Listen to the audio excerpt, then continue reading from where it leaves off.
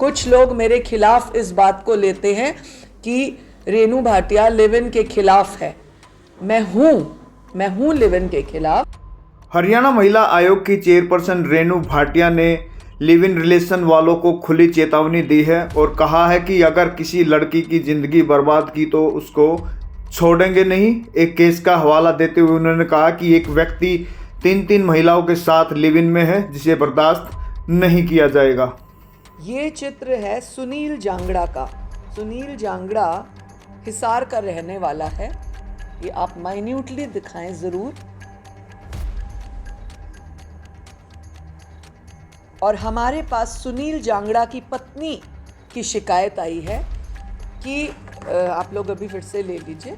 हमारे पास सुनील जांगड़ा की पत्नी की शिकायत आई है कि उसका विवाह पूरे रीत रिवाज बिरादरी तौर पर धर्म के साथ दोनों परिवारों की रजामंदी यानी लव मैरिज नहीं थी, पारिवारिक शादी बहुत रीति रिवाज के साथ हुई। परंतु थोड़े ही वक्त के बाद उसे पता लगा कि उसका पति किसी और के साथ संबंध में है। उसने वो पिक्चर निकाली जिसमें वो दूसरी लड़की की मांग भर रहा है, दूसरी लड़की ने चूड़ा पहना है, जयमाला करी है।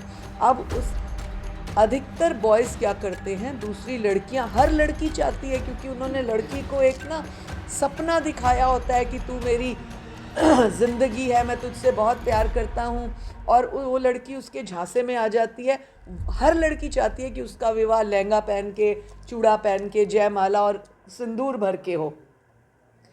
हर लड़की को ये लड़का इस तरह से करता है और उसको लहंगा, साड़ी, जूड़ा, चूड़ा सब पहना के उसके साथ फ़ोटो खींचता है। और जिसको भी ये कहता है उसे ये कहता है मैं अविवाहित हूँ। एक आध को कहा कि मैं विवाहित हूँ पर मेरा तलाक हो गया, एक आध को कहा मेरा विवाह नहीं हुआ, इसलिए लड़कियाँ जुड़ जाती हैं।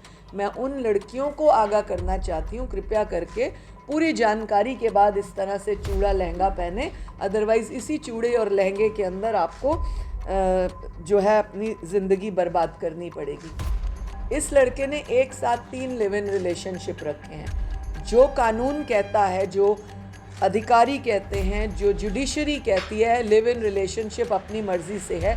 एक पुरुष का 3 जगह पर लिव इन रिलेशनशिप और एक पत्नी का होना, ये उन लड़कियों को कहाँ डालता है ये आप मुझे बताएं।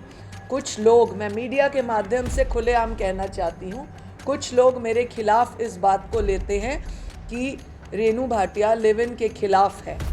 मैं हूँ लिव इन के खिलाफ। मैं उन बेटियों के साथ सहायक खड़ी हूँ जो इस तरह के झांसों में फंसती हैं और एक ही पुरुष उन 4 लड़कियों के साथ लिव इन में बैठा है, जिसका सशक्त उदाहरण ये सुनील जांगड़ा है। हम इसके खिलाफ कार्रवाई करने वाले हैं।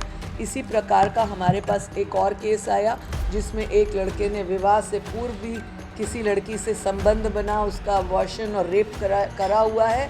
अब सब कहते हैं कि सहमति से रिश्ता हुआ, उसको बाद में 376 का नाम दिया जाता है। हम मानते हैं सहमति से रिश्ता हुआ, परंतु यदि आप लड़की को बोलेंगे मैं अनमैरिड हूँ, मेरी शादी नहीं हुई, मेरा तलाक चल रहा है या तलाक हो गया है, इस तरह के झांसे देंगे तो झांसा झांसा ही रहेगा, 376 बनेगी ही आप पर।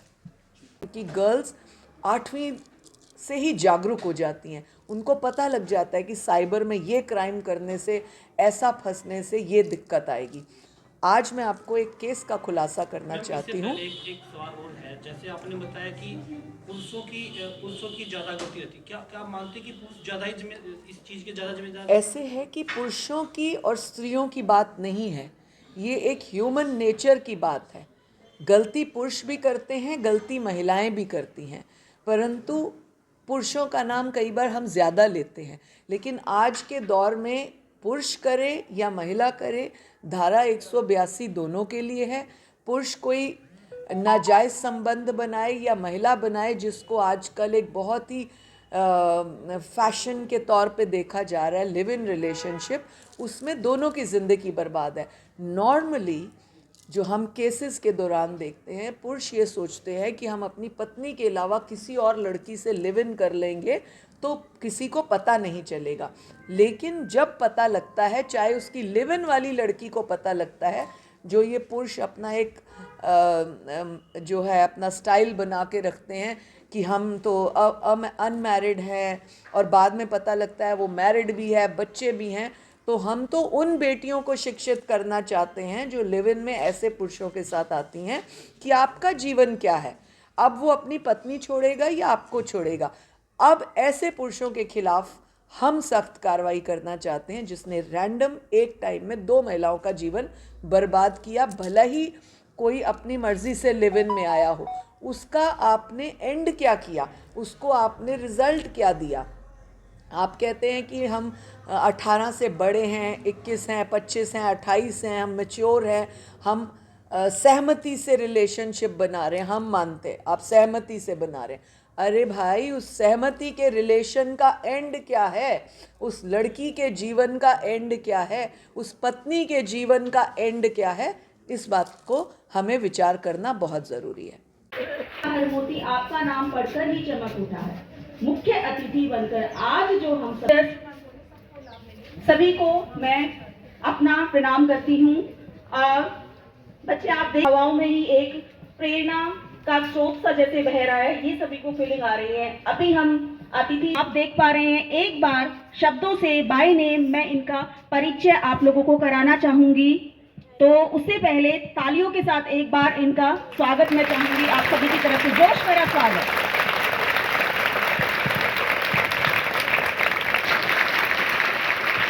और साथ में हैं Rohtak DSP Shri Ravi ji, senior advocate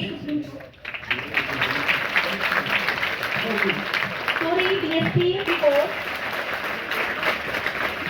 इतना ही नहीं, हमारे बीच रोहतक की प्रोटेक्शन ऑफिसर हैं श्रीमती कर्मिशो महिला थाना मीना जी, और मैम श्रीमती रेणु भाटिया जी के हैं। और अभी तो मैंने इनका प्रोफाइल खोला नहीं है, तो अभी मीनवाइल इन सभी हैं इधर इस प्रोग्राम में। और देखिए, मुख्य रूप से हमारा मोटिव ये रहता है जब हम इस तरह के ज़िलों में जाते हैं कि जितनी अवेयरनेस, चाहे सेमिनार के माध्यम से, स्कूल कॉलेजेस विज़िट करने के माध्यम से, महिला थानों का रिकॉर्ड देखने के माध्यम से, वन स्टॉप में जिन बेटियों को हमने वापस भेजा होता है उनसे हम रिकॉर्ड के थ्रू रैंडम फ़ोन करके पूछताछ करते हैं कि आप यहाँ आई थी 2 महीने पहले, आपने शिकायत की थी, हमने आपको आपके घर भेज दिया था, अब आप ठीक हो। कई बार कांटेक्ट ना होने से और वो लड़की परेशान होती है, दोबारा नहीं आ सकती, तो महिला आयोग ये बीड़ा लेती है कि बार बार हम उस लड़की से 2, 4, 6 महीने पूछते रहें। तो ये हमारा मुख्य रूप से मोटिव भी रहता है। और रही बात, आपने कहा कि गिरावट महिलाओं के अपराध में या महिलाओं के साथ हुए अपराध में, गिरावट जब तक पुरुषों की मानसिकता गंदी रहेगी, गिरी हुई रहेगी, ये गिरावट बनी रहेगी। इसीलिए हम सेमिनार स्कूल्स कॉलेजेस में भी करते हैं ताकि हम युवा पीढ़ी के बेटों को बता सकें क्या अच्छा है, क्या बुरा है, और फ्यूचर में चल के उनका अंधकारमय जीवन अगर इस तरह से करेंगे कैसे होने वाला है। आज हम अगर, ये हमारा मानना है कि अगर आज हम किसी बच्चे को, 8वीं 10वीं के बच्चे को अपराध को रोकने की बात समझा सकते हैं, तो शायद वो 10वीं 12वीं में जब आएगा तो उस युवावस्था में जो एक बिगड़ने का टाइम होता है बच्चों का, बॉयज़ का स्पेशली, गर्ल्स का, उनको अगर हम आज की शिक्षा उस टाइम के फ़ायदे के लिए करा पाएँ तो मुझे लगता है, मैं अभी अधिकारियों से भी यही बात कर रही थी, यहाँ की प्रिंसिपल मीता मैडम से भी यही बात कर रही थी कि आपके स्कूल की 800 स्ट्रेंथ है, 800 में से 100 लड़कियाँ आपके सेमिनार में अटेंड कर लेती हैं और समझ जाती हैं, और उन 100 में से केवल 10 की संख्या, बहुत कम रेशो है, आप सोचिए 800 से सिर्फ 10, अगर वो 10 लड़कियां भी उस सेमिनार के निचोड़ को बनाकर अपने जीवन को आगे बढ़ा लेती हैं तो ये बहुत बड़ी संख्या होती है।